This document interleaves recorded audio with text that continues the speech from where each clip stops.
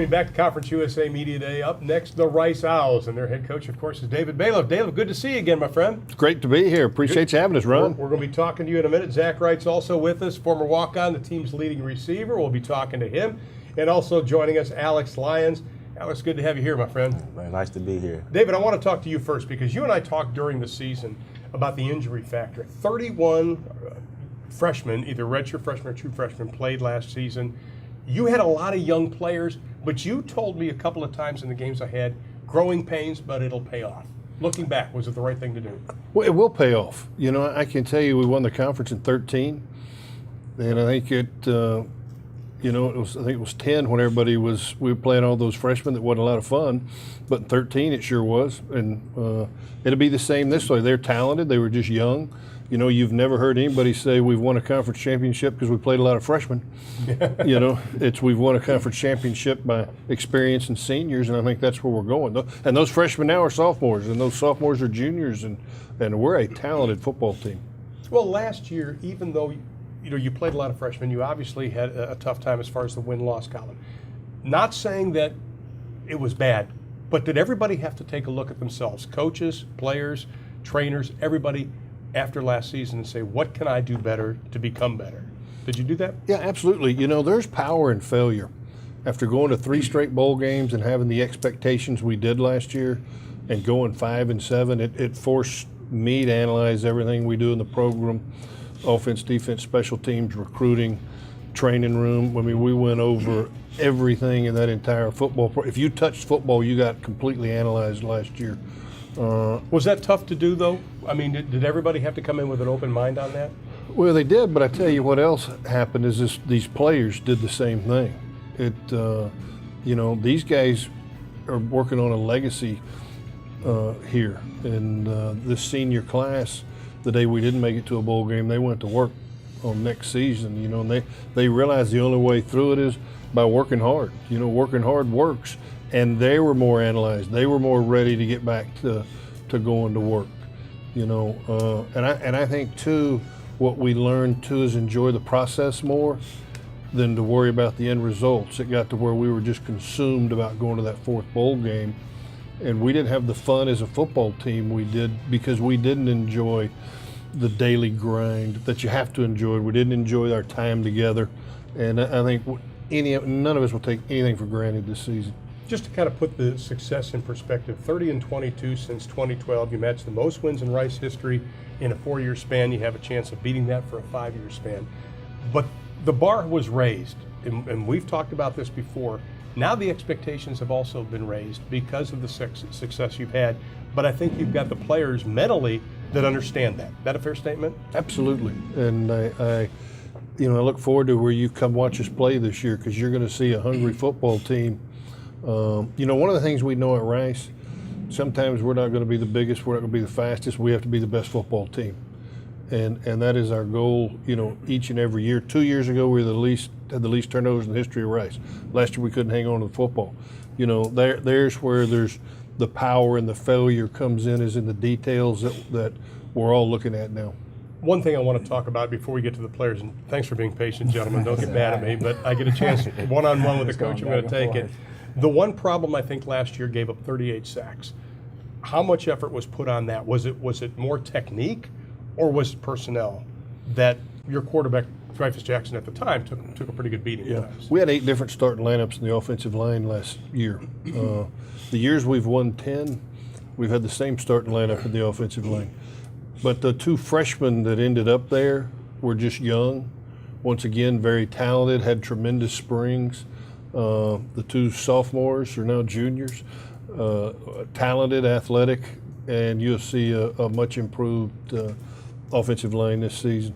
Well, Alex, this is the 3rd year you have been a starter for the defense. The front 4 last season, and having done 2 of your games, I think it was, so banged up. How important is it to get everybody healthy in order to take pressure off everybody in the secondary, the linebackers and the DBs? It's huge. We definitely played, like Coach said, we were young up front, and then when you add young and banged up, that's a bad mix. So now those guys are a little older and they'll be healthy. They're gonna cause some problems this year. You know, one of the things Coach said, and I read a comment you made, you like your team's athleticism, speed, and ability to tackle in space. Talk about your defense and those attributes you have, tackling in space, speed, and athleticism. Yes, sir. So we're not the biggest team. You're not going to see a bunch of guys, 250, 260, plus 300 guys up front. So you have to be very fast and make up for that size that you don't have. And so a big thing is getting everybody to the ball. So even if one guy misses, there are 3 guys waiting to pick up what he missed. So we definitely took pride in that during the spring and going to emphasize it even more going into fall camp, getting everybody to the ball and using that speed as a huge plus for us this season. How important is it for you to take on a leadership role for this defense? It's huge. Got to keep everybody together. You're not going to play a perfect game defensively. Not many teams do. We rarely see it. So when things go bad, you got to keep everybody together and knowing that the end goal is to get a dub and to make sure that we give up at least the amount of big plays that we can and get more turnovers this year. Zach, I want to talk to you now about the offense a little bit because we were chatting before we started this segment, and you said that you were an option quarterback in high school. You had an offer from Air Force, and all of a sudden now you're the team's leading receiver. If I would have told you that 4 years ago, would you have thought I was crazy? Everybody at this table would have thought you were crazy. But no, it's definitely been a great ride and lots of just kind of, tosses up in the air, opportunities that came my way, and thankfully I had the people around me that helped me do it, and it's been a really fun ride. And I sit down and talk to my family, and we think, wow, it's kind of crazy how everything has unfolded. And I went from trying to decide whether I was going to go to Baylor to join a frat or I was going to go to TCU to join a fraternity, and just be a regular kid. And I get a call up from Coach Edmondson, the offensive coordinator or the quarterback coach at the time, and I was like, heck, why not? My whole family went to Rice, and haven't looked back since, and it's just been an amazing ride, and I wish if I could do it all over again, I'd do it the same way. Okay, we got to talk about your mom, Holly, because she's very famous in the annals. We always do. Come on. I always kiss up to the moms. Yeah. Your mom, though, obviously went to Rice and in the record books. Yes, there's a lot of You're blushing. There's a lot of my family in the record books. Yeah. My mom, obviously, she likes to take up the limelight herself. But my aunt was also an All-American swimmer, and then my uncle was an All-American cross-country and track runner, and now he's the head track coach at Rice. So no pressure on you then, right? No. I'm like, I can't get there, so I'm just going to go out there and play. But what a lot of people don't know is the best athlete in my family was my dad. He was a tennis player, and he wasn't affiliated with the Rice, so everyone just, forget about ugly him, stepchild back there. But he was the best athlete out of anyone, and my mom was like, I know they're going to ask about me, so make sure you mention your dad. So you're welcome, Mom. You got it covered. Yeah. Will we see a more up-tempo offense this year for Rice? Definitely a lot more energy, a lot more tempo. We want to come with a lot more consistency, and that's been our biggest thing this offseason is just having more accountability. Mm-hmm. And we talked a lot about how everyone seemed to be pointing fingers during the middle of the year, and everything starts to fall apart. And it's just about coming together, and also, you're going to get your feelings hurt sometimes. And Coach Bailiff talked about being accountable, and if you touch the ball this year, you're going to get broken down. And this is college football. You're going to get your feelings hurt. And this year, when you had screw-ups at workouts and things like that, you really were accountable, and you have to have some kind of feeling of embarrassment to really learn from something. Coach, first time in 3 years you don't have Dreyfus Jackson at quarterback. Update us on the quarterback situation, and I know that that's something that Zach's very familiar with, but give us the lowdown on the QB situation. Coming out of spring, Tyler Staling was the number one. He's 6'7", and he has an unbelievable arm. He's got a great arm. We have another young man, Nate German, that we moved to receiver last year that will get play some quarterback for us too. At a point we thought Nate may be the starting quarterback. He had all-season surgery. And then we have two, JT Granado and Jackson Tyner, two redshirt freshmen. We have 4 talented young men, and like I said, Tyler was just he's waited his time. Mm-hmm. This is his 5th year at Rice, and at no point has he ever walked into my office and demanded to play, or he's a great baseball player too. He's going to quit and go play baseball. He's just kept working and kept waiting on his turn, and it is his turn, and I'm proud of how he's handled that as a young man. So we mentioned that obviously you're roommates, but does Tyler understand it's his time to step up? Definitely. In the years in the past, he's had his chances, but there was always the competition, or he was always the backup that was getting his shot, and that can put a lot of pressure on really any quarterback stepping up as a young guy coming for an older guy's spot. But the best thing about Tyler is there's so much trust with the team with him. Everyone is so excited to see him under center and see what he can do, because he's the type of guy who's just, we call him a red rifle. He's got this long red hair and he's got a rifle for an arm, and he can make throws that nobody else can make. And we're just really excited because we have a receiving core that we're trying to figure out who's not going to travel, because every single receiver we have is going to be a playmaker. We have no idea who's going to be the lead receiver this year because we have so much talent, and we're just so excited to have a guy that can throw it to us, across the field or down the field 60 yards. He's laughing down there. He's making the running backs nervous. Well, we also, you talked about the long red hair. We saw your picture come up, and your hair's a little bit longer. Been growing it out a little bit. We're just going for the PR thing, the Flow Bros, the roommates. The Flow Bros? Yeah, he's got the long hair. I said couldn't let my roommate go alone with the hair. So we're going to have to talk about that, not on the air, huh?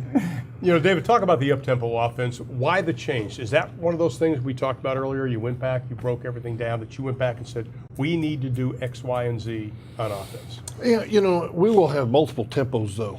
We'll have at least 4 different tempos that we will use throughout the season, with the ability to go fast. We're never going to lose our ability to also have a 4-minute offense. I think sometimes that's what's missing. I know how hard it is to defend, because you keep defenses from communicating when you're going up tempo, and if you can't communicate, you can't play defense. And that's, against A&M, we were having the ball 40 minutes right, and still not winning a football game. A lot of those rules you learned growing up have changed. To include some of Darryl Royals, about 3 bad things happen when That's you right. throw the ball. Those don't apply anymore. Your schedule, I look at it, and what stands out, you open up with a conference game versus Western Kentucky. How tough is that to not have a game where coaches like to talk about getting the kinks out, but you got to go up against a team like Western Kentucky, your opening game? Well, one thing is I'm not in charge of is scheduling. Yeah, right. And so I don't even worry about that. They give me a schedule, and I'm gonna make sure the bus and the planes are there on time. We're excited about it. I'm also glad we're playing, though, a premier team in Conference USA. Because if you play somebody you're completely superior to, you don't get exposed. You don't know really if your special teams are intact or they're fast enough. Western Kentucky's going to challenge us everywhere, and win or lose, we'll be a better football team coming out of that game. Talk about just what I asked the coach about opening up with a conference game against Western Kentucky. Obviously, they throw the ball a lot. They're an outstanding offensive team. For you, what is it like? We're actually excited. Like you said, we definitely have some things to correct from the previous season defensively, so what better way to test than playing one of the best offenses in the conference, game 1 Thursday night. So we're very excited. For you?